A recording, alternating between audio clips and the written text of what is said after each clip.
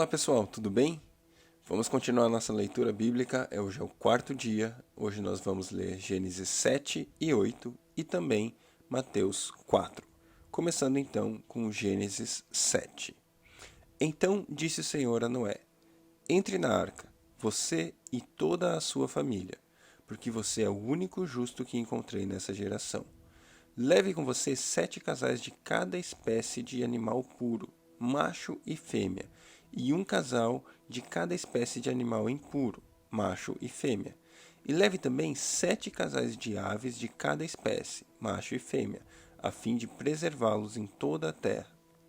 Daqui a 7 dias farei chover sobre a terra 40 dias e 40 noites, e farei desaparecer da face da terra todos os seres vivos que fiz. E Noé fez tudo o que o Senhor lhe tinha ordenado. Noé tinha 600 anos de idade quando as águas do dilúvio vieram sobre a terra. Seus filhos e sua mulher e as mulheres de seus filhos entraram na arca por causa das águas do dilúvio. Casais de animais grandes, puros e impuros, de aves e de todos os animais pequenos que se movem rente ao chão, vieram a Noé e entraram na arca como Deus tinha ordenado a Noé. E depois dos 7 dias, as águas do dilúvio vieram sobre a terra. No dia em que Noé completou os 600 anos, 1 mês e 17 dias, nesse mesmo dia, todas as fontes das grandes profundezas jorraram, e as comportas do céu se abriram, e a chuva caiu sobre a terra 40 dias e 40 noites. Naquele mesmo dia, Noé e seus filhos, Sem, Cã e Jafé, com sua mulher e com as mulheres de seus 3 filhos, entraram na arca.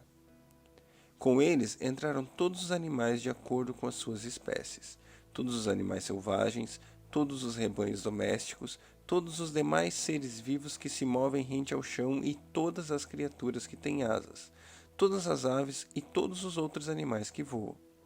Casais de todas as criaturas que tinham fôlego de vida vieram a Noé e entraram na arca. Os animais que entraram foram um macho e uma fêmea de cada ser vivo, conforme Deus ordenara a Noé. Então o Senhor fechou a porta. Versículo 17. 40 dias durou o dilúvio, e as águas aumentaram e elevaram a arca acima da terra. As águas prevaleceram, aumentando e muito sobre a terra, e a arca flutuava na superfície das águas. As águas dominavam cada vez mais a terra, e foram cobertas todas as altas montanhas debaixo do céu. As águas subiram até quase 7 metros acima das montanhas. Todos os seres vivos que se movem sobre a terra pereceram: aves, rebanhos domésticos, animais selvagens, todas as pequenas criaturas que povoam a terra e toda a humanidade. Tudo o que havia em terra seca e tinha nas narinas o fôlego de vida morreu. Todos os seres vivos foram exterminados da face da terra, tanto os homens como os animais grandes. Os animais pequenos que se movem rente ao chão e as aves do céu foram exterminados da terra. Só restaram Noé e aqueles que com ele estavam na arca. As águas prevaleceram sobre a terra 150 dias. Gênesis 8. O fim do dilúvio.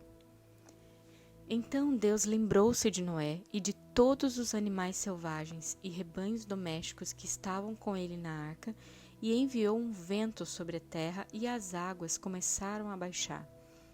As fontes das profundezas e as comportas do céu se fecharam, e a chuva parou. As águas foram baixando pouco a pouco sobre a terra. Ao fim de 150 dias, as águas tinham diminuído, e no 17º dia do 7º mês, a água pousou nas montanhas de Ararat.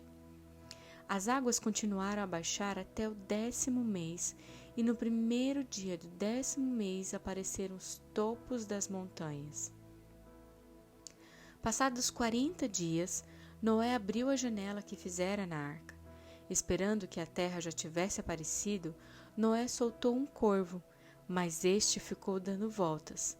Depois soltou uma pomba, para ver se as águas tinham diminuído na superfície da terra. Mas a pomba não encontrou lugar onde pousar os pés, porque as águas ainda cobriam toda a superfície da terra, e por isso voltou para a arca, a Noé. Ele estendeu a mão para fora, apanhou a pomba e a trouxe de volta para dentro da arca. Noé esperou mais 7 dias e soltou novamente a pomba. Quando voltou a entardecer, a pomba trouxe em seu bico uma folha nova de oliveira. Noé então ficou sabendo que as águas tinham diminuído sobre a terra. Esperou ainda outros 7 dias e de novo soltou a pomba, mas dessa vez ela não voltou.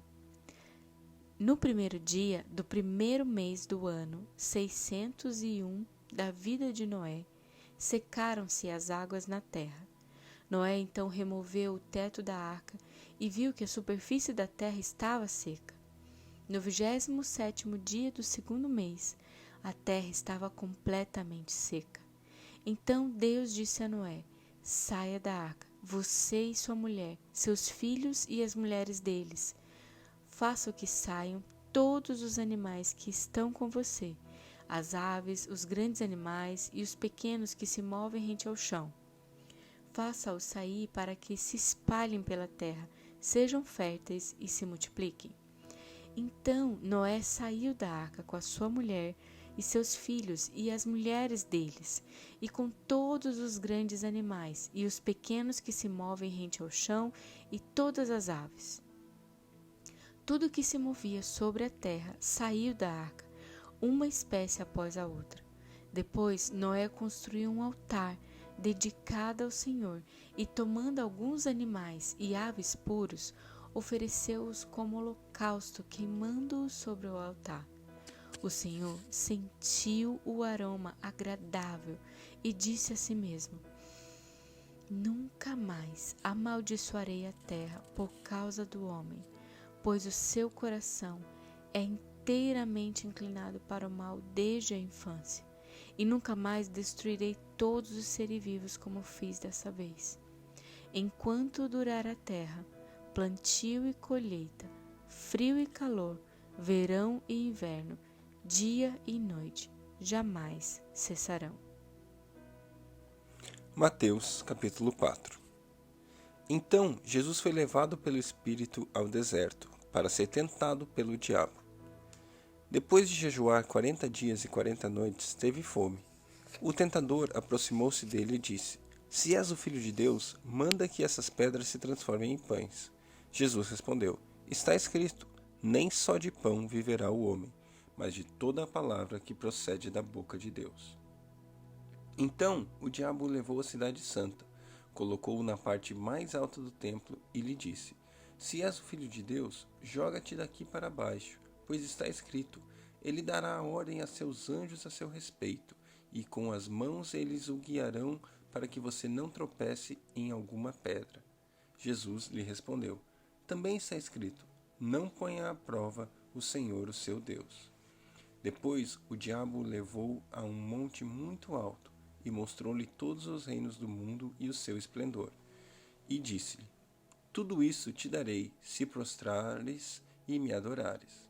Jesus lhe disse: retire-se, Satanás, pois está escrito, adore o Senhor, o seu Deus, e só a ele preste culto. Então o diabo o deixou, e anjos vieram e o serviram. Quando Jesus ouviu que João tinha sido preso, voltou para a Galiléia. Saindo de Nazaré, foi viver em Cafarnaum, que ficava junto ao mar na região de Zebulon e Naftali, para cumprir o que fora dito pelo profeta Isaías. Terra de Zebulon e terra de Naftali, caminho do mar, além do Jordão, Galiléia dos gentios. O povo que vivia nas trevas viu uma grande luz, sobre os que viviam na terra de sombra e morte, raiou uma luz. Versículo 17. Daí em diante, Jesus começou a pregar: arrependam-se, pois o reino dos céus está próximo. Andando à beira do mar da Galiléia, Jesus viu 2 irmãos, Simão, chamado Pedro, e seu irmão André. Eles estavam lançando redes ao mar, pois eram pescadores. E disse Jesus: Sigam-me, e eu os farei pescadores de homem. No mesmo instante, eles deixaram as redes e o seguiram. Indo adiante, viu outros 2 irmãos, Tiago, filho de Zebedeu, e João, seu irmão. Eles estavam num barco com seu pai, Zebedeu, preparando as suas redes. Jesus os chamou e eles, deixando imediatamente o seu pai e o barco, o seguiram.